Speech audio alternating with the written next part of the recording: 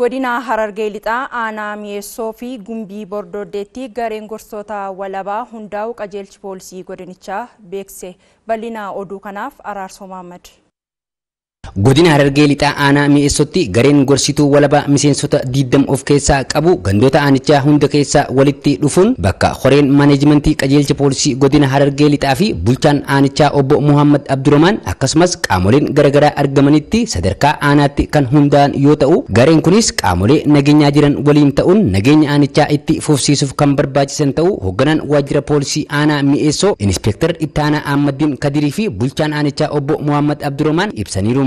Humna poolisii cimsuu keessatti gahee olaanaa akka taphataniif hundeeffama garee gorsituu walabaa paatroolii daawwii hawaasa jechuudhaan hundeeffama isaa guyyaa irraa kan gaggeessinu ta'uu isaati. Manguddoon as jirtu, abbootiin gadaa as jirtu, isaanillee dirqama mataa ifii fudhatanii bobbaarra jiranii, hojii keessa jiranii, ammallee dirqama biyyummaadhaa kan isin kannamisan fudhatanii akka galmaan geessan abdiin qabaa. Sirna kana irratti kan argaman itti gaafatamaan kutaa olaanaa qorannaa yakkaa Koomaandar Turaalataa fi itti gaafatamaan kutaa tajaajila poolisii hawaasaa godinichaa Inspektar Asladdiin Ahmad gareen gorsituu walabaa akkuma maqaa isaatti waa hunda irraa walaba ta'uun rakkoon nageenyaa osoo hin uumamne dursanii hambisuu akka qaban dhaamaniiru. Gareen gorsituu walabaa kun dindila uummata keenya hundaa kan wal quunnamsiisu, kan rakkoo furu, walitti bu'insi yoo jiraate kan walitti fidee furmaata kaa'u, kallattii kaa'u qaama hundaa faanacha. Osoo rakkoon biraa karaa rakkoo biraatiin deemne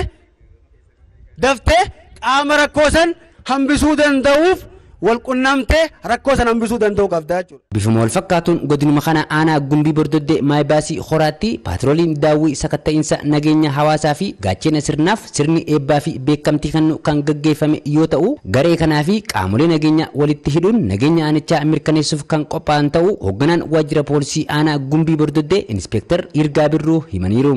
Eegumsa dhaabbii sochii fi sakatta'iinsa keenya cimsuudhaaf kooreen paatroolii daawwii fi gaachinni sirnaa kun murteessaa waan ta'eef araddoota zoonii koraa jalaa jiran 8 eebbaa kanarratti hardhaa argamu jechuudha. Barbaachisummaan paatroolii daawwii sakatta'iinsa nageenya hawaasaa fi gaachena sirnaa nageenya qe'ee fi ollaa isaanii eeguu akka ta'e itti gaafatamaan kutaa tajaajila poolisii hawaasaa qajeelcha poolisii godina Harargee lixaa Inspektar Ittaanaa Asladdiin Ahmadii fi hoogganaan waajjira poolisii aanichaa Inspektar Yirgaa Birruu yaadachiisaniiru. Kanaan booda nagaa malee, misooma malee, gammachuu malee zoonii keessan keessatti rakkoo takka dhaga'uun barbaadnu jechuudha. Qe'ee teessan, haadhaa fi abbaa keessan, obboleessa keessan, maatii teessan akka eegdaniif.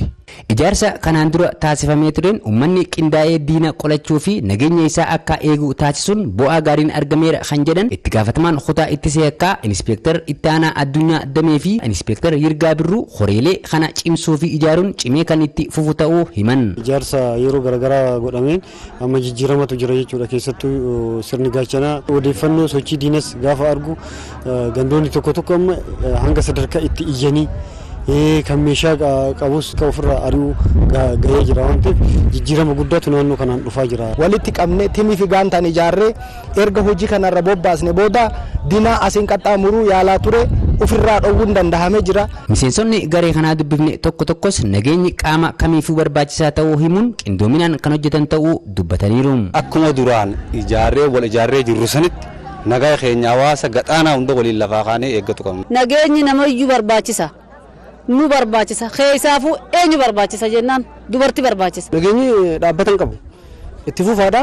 Yoomiyyuu barbaachisaadha. Nageenyi malee namni jiraatu waan ta'eef kanaaf haalaan nu barbaachisa. Nageenya kana itti fufsiisuuf fuulduras kana daran cimnee itti fufnaa jechuudha.